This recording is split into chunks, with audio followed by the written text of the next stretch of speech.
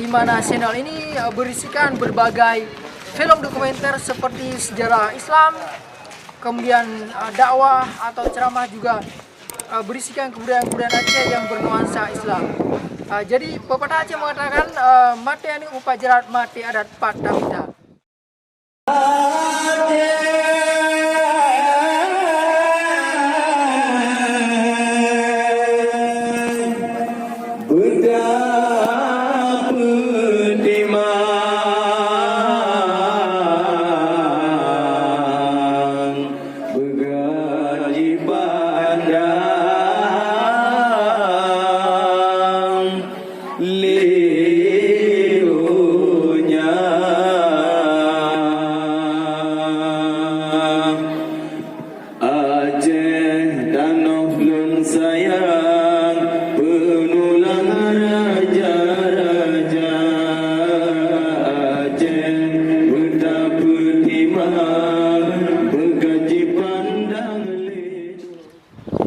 Assalamualaikum warahmatullahi wabarakatuh. Para pecinta sejarah dan tamadun Aceh, berjumpa lagi dengan saya Hamdani Mulia dari Forum Penulis Aceh.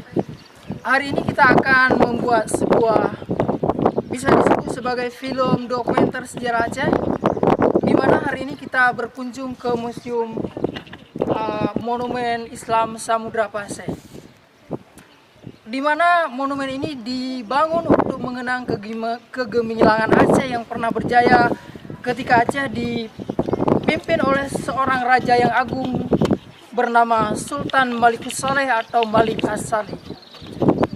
Dan kerajaan Islam Samudra Pasai merupakan salah satu kerajaan tertua di Nusantara, bahkan di Asia Tenggara. Nah, hari ini kita bisa melihat di sini sebuah monumen yang dibangun oleh pemerintah Kabupaten Aceh Utara bekerja sama dengan pemerintah pusat untuk mengenang kegemilangan Aceh, bahwa Nusantara ini pernah menjadi denyut perekonomian kejayaan Islam yang sangat gemilang. Dan saya sedang menulis sebuah naskah buku yang ada di tangan saya ini, sebuah buku yang berjudul Jejak Dakwah Sultan Malikus Saleh, Permata Ilmu dari Aceh di Museum Islam Samudra Pasai. Semoga buku ini nantinya akan menjadi referensi, bisa disebut dengan panduan perjalanan sejarah ke Aceh yang berjuluk Serambi Mekah. Nah, perlu diketahui siapakah sosok Malikus Saleh itu yang sebenarnya sehingga layak ditulis dan diabadikan dalam sebuah film dokumenter maupun dalam buku sejarah.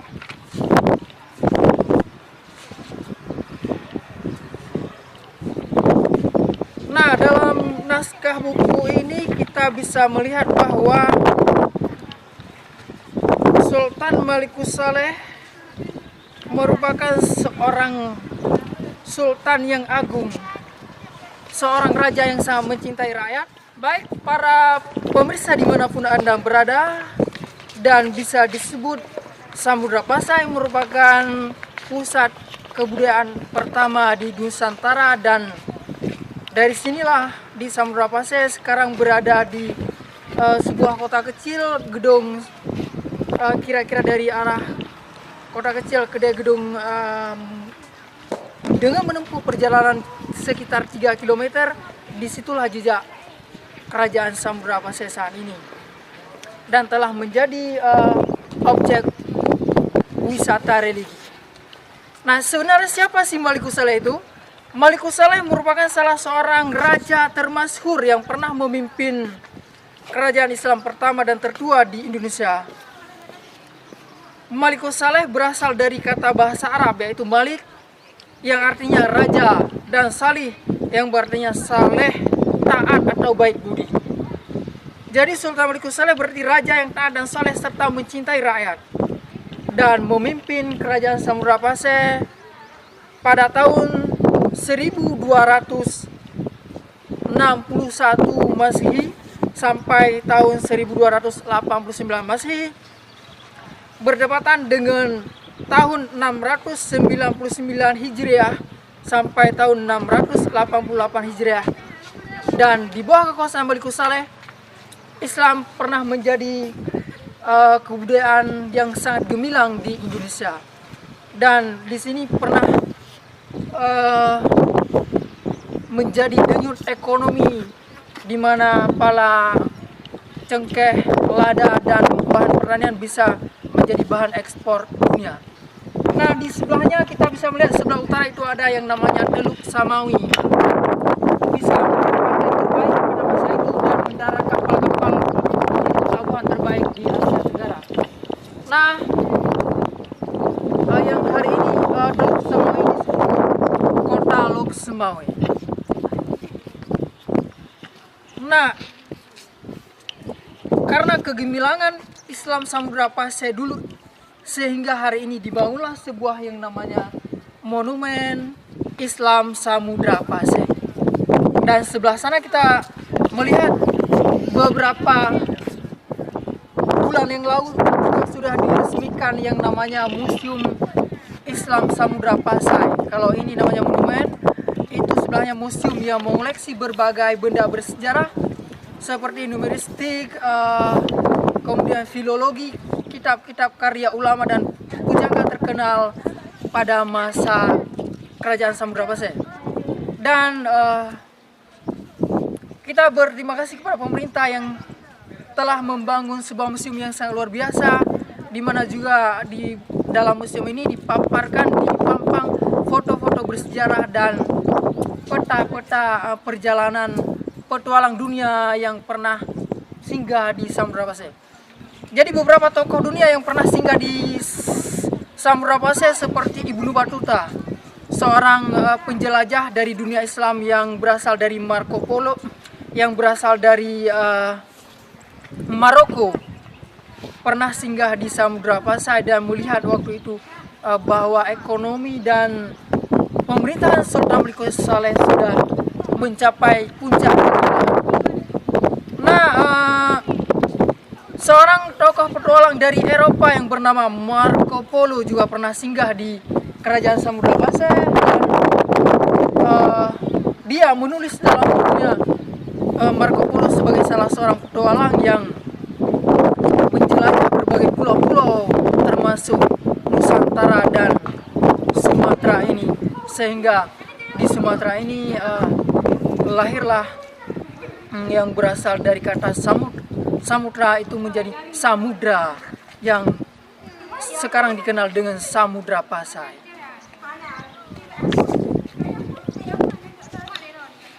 Ya, ini gambar ilustrasi dalam buku yang sedang saya tulis, ilustrasi Ibnu Battuta ketika berkunjung ke Samudra Pasai. Jadi Ibnu Battuta itu ada beberapa dialek untuk penyebutan Ibnu Battuta.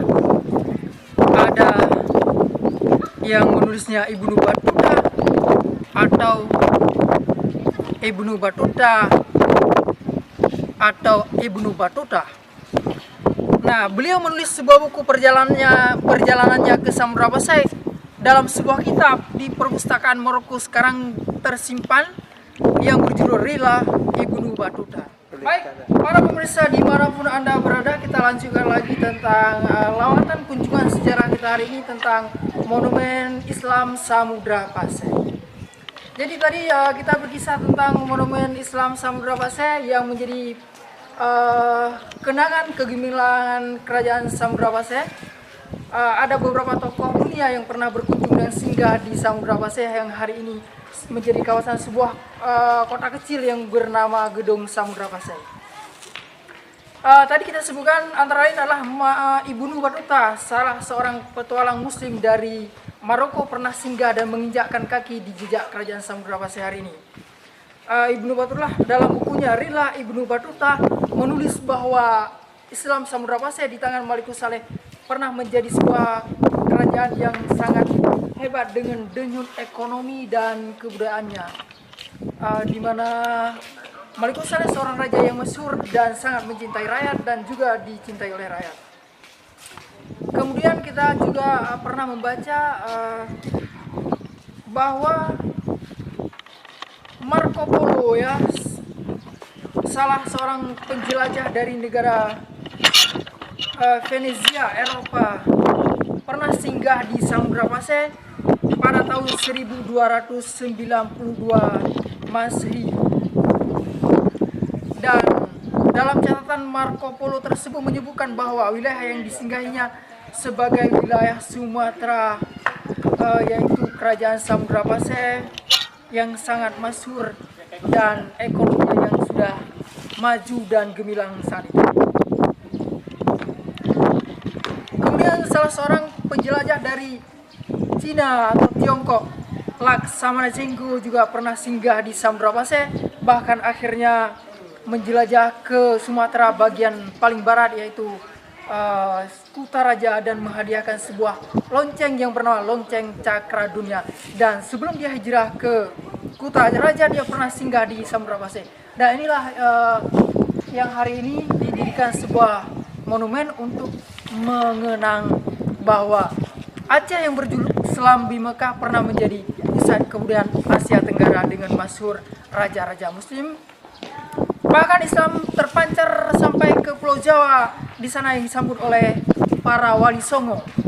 Dan bermula dari Aceh yang bernama salah seorang ulama yang bernama Maulana Malik Ibrahim lah, ulama dari Samudra Pasai ini yang menyebarkan Islam ke Jawa, dan di sana beliau dikenal dengan Maulana Malik Ibrahim. Baik, kita lanjutkan. Para generasi muda agar tidak melupakan sejarah leluhur atau sejarah nenek moyang.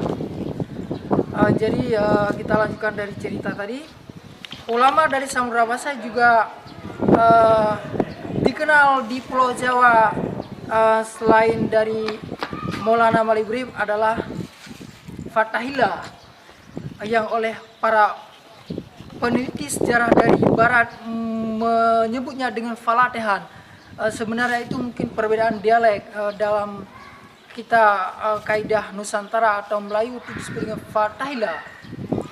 Jadi yang membantu rakyat Sunda Kelapa untuk merebut kembali Sunda Kelapa dari penjajah Portugis.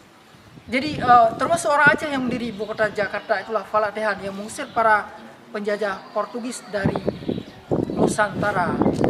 Dan ada yang mengatakan bahwa Jakarta juga berasal dari bahasa Aceh, berasal dari Jaya Kerto, karena Fathahillah itu berasal dari Krum Kerto Luksukon Aceh. Nah, itu mungkin hanya perbedaan penafsiran.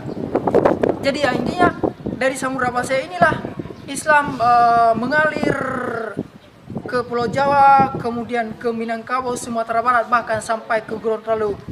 Dan bisa dikatakan bahwa dari Samudra Pasai lah yang menjadi pusat penyebaran Islam di Asia Tenggara. Di Padani, Thailand juga ada salah seorang ulama yang berdarah keturunan Aceh, dan di sana dianggap sebagai seorang ulama yang hebat dan pernah menulis kitab bersama para ulama dari Aceh. Pemirsa, kita lanjutkan dari cerita jejak Islam Samudra Pasai. Kita melihat tadi telah dibangun sebuah monumen yang sangat megah. Bagi Anda yang dari luar Aceh mungkin ingin berkunjung ke tempat wisata religi, jangan lupa Anda berkunjung ke Aceh, di mana Aceh ini merupakan daerah yang berjuluk Selambi Mekah. Sangat banyak tempat-tempat wisata sejarah. Salah satunya adalah Monumen Islam Samudra Pasai. Dan Aceh bisa disebut sebagai negeri 1001 kisah, di mana kita melihat di Banda Aceh ada Museum Tsunami untuk mengenang bencana dunia, tapi hari ini telah menjadi sebuah saksi sejarah dan dikunjungi para wisatawan. Di Aceh juga banyak wisata religi seperti Masjid Raya Baitur Rahman, kemudian ada Museum Aceh dan lain-lain. Dan hari ini di kota kecil Samudra Gedong telah didirikan sebuah bangunan, yaitu Monumen Samudra Pasai. Dan untuk kali ini sampai di sini, kita nanti akan melanjutkan pada episode selanjutnya tentang museum, karena di sini juga dibangun museum selain yang namanya monumen. Untuk episode mendatang kita akan membahas panjang lebar bagaimana dan apa isi dari Museum Islam Samudra Pasai. Sampai jumpa para pecinta seni budaya Aceh. para generasi jangan lupa sejarah leluhur nenek moyang orang Aceh, bahwa orang-orang Aceh merupakan orang-orang hebat yang pernah menjadi pahlawan dan orang-orang yang sangat berjasa bagi negara dan bangsa. Dan Aceh di sini banyak melahirkan tokoh ilmuwan, para sastrawan dan para ulama. Sampai jumpa lagi. Assalamualaikum warahmatullahi wabarakatuh.